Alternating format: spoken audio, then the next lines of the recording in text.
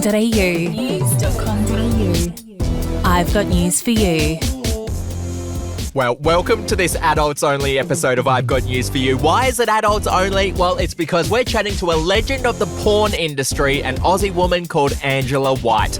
Now, she's going to explain what it's like to shoot an adult film, including how long it takes and how many people are watching on set. Plus, we're also going to talk about OnlyFans, which has completely changed the game for porn stars. We'll ask her how much she makes from the site and what kind of interesting requests she gets from her customers. Foot fetish stuff is very popular. Also, gooning. I have a large community of gooners. I have no idea what gooning is. Okay, so... Wait until you hear what gooning's all about. Honestly, it blew my mind. Pardon the pun. Let's talk about sex, baby. Let's talk about you and me. Well, Angela White is one of the world's most successful adult entertainers. In fact, she's been called the Meryl Streep of porn. How about that for a title? And has even been inducted into the American Entertainment Industry Hall of Fame.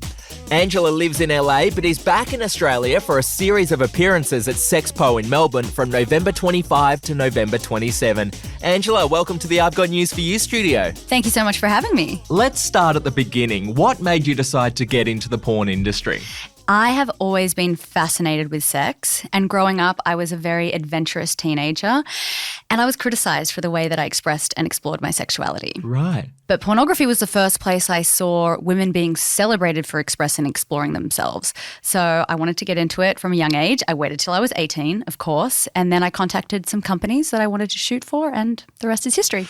Well, you were already at uni when you started making adult films. You studied gender studies at the University of Melbourne, and I understand you told all your peers at once about your profession. Tell me about that.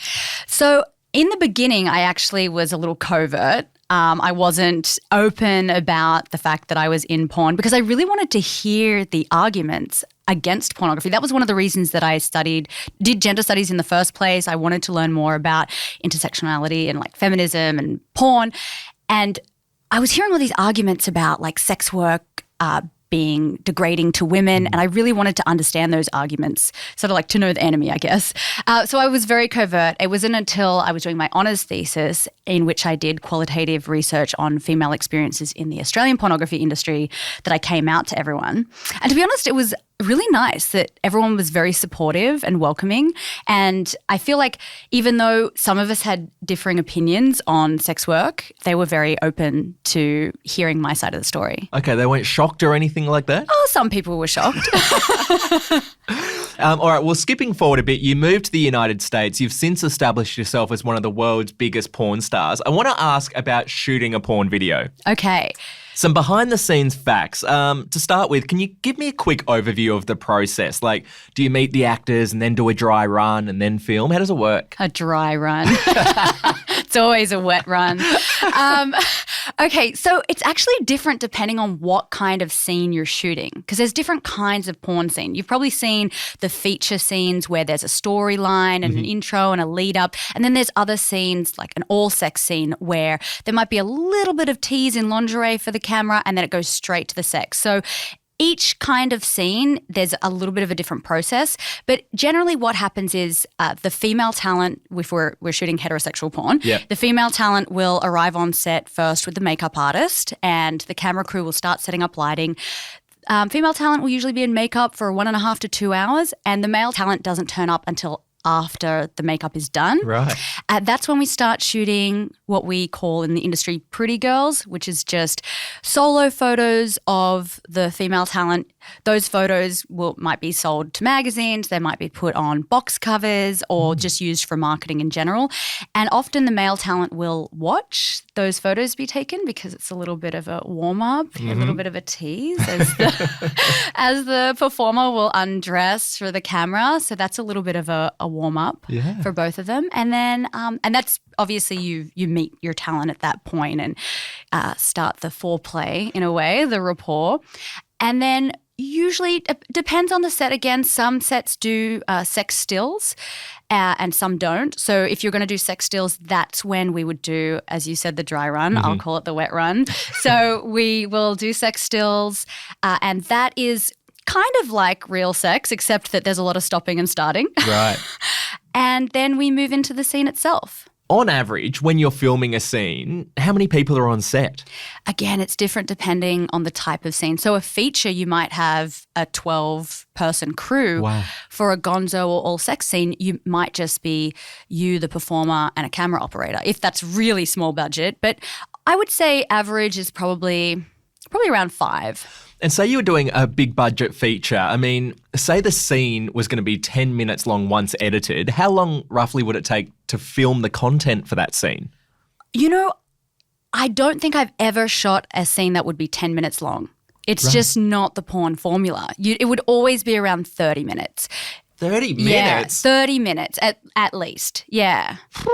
And it depends. It could take, I guess the shortest day on set for me for studio-based porn would probably be around 6 hours. All right. For a feature, it could be 8, 10, 12. I've been on set before for 23 hours. Oh, my God. That's a lot. What's the most awkward thing that's ever happened to you while filming a scene? You know what's funny? Nothing is awkward to me because once you're in the porn industry, you see all the things that you could possibly see a human body do and the weird noises that they make, and nothing is embarrassing and nothing is weird and nothing is awkward. So things that maybe other people might find awkward, like queefing or, somebody, I don't know, what would, okay, just to turn it back on you, what would you find awkward? That is a great question. Okay. Well, obviously farting, I would think would be a thing. Every now and again, that's happened on set, I've heard. No one ever has to run off to the bathroom mid-scene? Oh, sure. Yeah. Yeah. No one's been sick? No, I haven't. Thank God. Yeah, no, you're not supposed to come to work if you're sick. That's a good call. All right. Well, a lot of adult films do have some very dodgy storylines. You mentioned storylines before. What are some of the standout storylines you've been involved in? Oh, I've been in so many different types of scenarios from your standard. The naughty nurse is very popular. Okay. Obviously, everyone wants a sponge bath. I did one that was very popular where I was sort of invited a Tinder date over, or I thought my Tinder date was coming over, but it was actually my landlord. It was a very, very confusing scene. But people really enjoyed that because there was a comedic element to it. Right. Yeah. I mean, some of the big features have more in-depth, darker storylines, but most of the stuff that's really popular is just a little bit of comedic element and just getting straight to the sex. A little bit of fantasy. Yeah. And when I get that feeling, I want sexual healing, sexual healing. Angela, I'd like to talk to you about the business side of the industry. So you own your own production company, you direct and edit your own content, you negotiate your own contracts. But what would you say is like the breakdown of your career? Like, is the majority of your income through OnlyFans and then adult films and then appearances? OnlyFans is definitely the top earner, and that changed during the pandemic. I think that my top earner before that was definitely studio porn, and now it's OnlyFans, and it's probably OnlyFans for most people in porn. It really changed the game for everyone. So yeah, OnlyFans, then I would say studio porn, and then appearances. Yeah. Right. You always hear these crazy figures about OnlyFans where people are making, so much money each year. These are the people that make the most money from OnlyFans. Number 3 is Cardi B, earning $9.3 million a month. Even though her subscription rate is free, Bella Thorne earns $11 million a month. And at number 1 with an estimated $20 million a month is Black China. I don't want to get you to say the exact figure, but can you give me a ballpark? Like, would you say that through OnlyFans you make more than $250,000 per year? I won't say any. I won't even give you a ballpark. But what I'll tell you is the numbers that are thrown around in the media are real, and I am in the top 0.01%. So I do very well for myself. Congratulations! Thank you. Thanks to my fans. Yeah. Well, that's true. Well, one of the great things, I guess, about OnlyFans is that, you can have direct contact with your customers. They can sometimes send requests to you if they want personal content made for them. What are some of the more bizarre requests that you've had from customers over the years? Oh, again, nothing is bizarre to me anymore. I think a I mean, foot fetish stuff is very popular. Also, gooning. I have a large community of gooners. I have no idea what gooning is. Okay, so gooners love to edge. So edge themselves, and not just like regular edging where you take yourself to the brink of orgasm and then pull back, maybe for 30 minutes, an hour. Like they'll edge for days, weeks, months without completion. And they just obsess over me, and I really enjoy making content for them because they get so excited about it, and they're a lot of fun. And I guess they're repeat customers then because they want to keep edging. Yes, you're right. It's like a never-ending cycle. So how much of your day is dedicated to making content for OnlyFans? Yeah, well, I could make content all day, every day. I give my body a break, but it really depends. I kind of set out my week so that I'm shooting at least once every second day. Yep. And then I have the other day that I'm not shooting is all about pre-production and buying wardrobe and doing the emails and the paperwork and everything else that I need to do. And how does being an adult film star affect your personal life? How does it affect like relationships? Well, I tend to attract people that are also very adventurous and open-minded. Mm-hmm. So I haven't found that it's had like a really negative impact on my relationships. I will say that living in LA, which is a really busy city and everyone's hustling, actually takes a toll on your friendships because you just don't have time. You're always working. Right. So you have to really carve out time for yourself to see your friends and to make connections.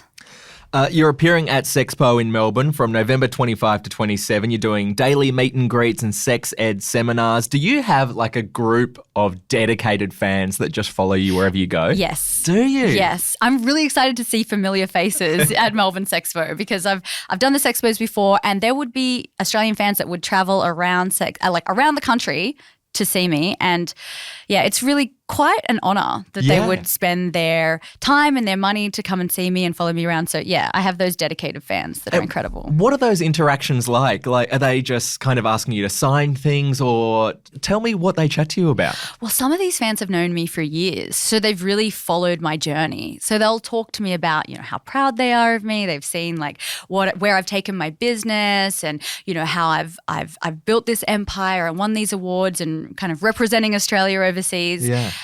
But every conversation is different. I do find that a lot of people like to tell me their darkest sexual desires, like the stuff that they feel embarrassed or ashamed to tell other people about. So I find that to be a real privilege because I'm glad that they trust me. Yeah, you're like the holder of secrets. Yeah, it's fun. And is it all mostly single men, or do you have like married couples? Yeah, I get a lot of couples, even single women as well. Really? Yeah. Fascinating.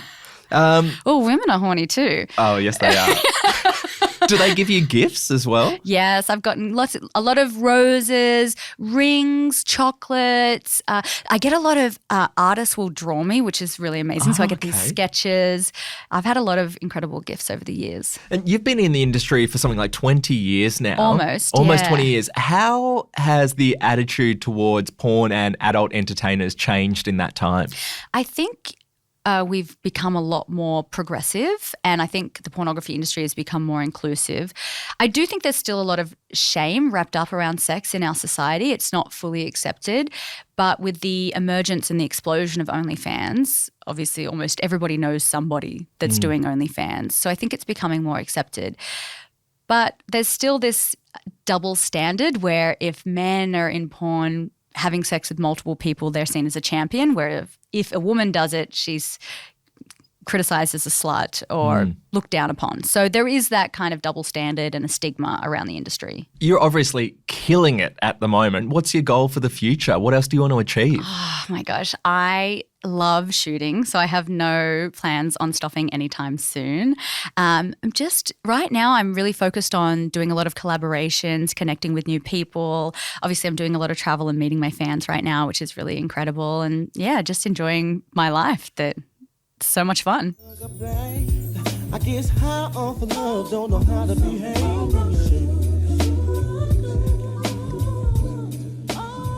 Angela, last question for you before we let you go. There might be some people listening right now who are in relationships, but things might have got a little bit stale in the bedroom. So what are some tips from you for how they can spice things up? Well, obviously watching my porn. That's a great start. But honestly, watching porn is a great way to get some inspiration in the bedroom. Obviously, it is entertainment, not education, so don't necessarily do everything that you see in porn, but it could be a way to spice things up, think about some new fantasies or some role play that you could do. I mean, the most important thing to being good in bed is being confident and paying attention to your partner. So not only asking for consent, but also asking questions in the bedroom, like, how does this feel? Would you like it softer? Would you like it harder? Would you like it faster? And really listening to those answers and following instructions to give them the pleasure that they want. Because if people are getting the pleasure that they want and desire, it's probably not going to go stale.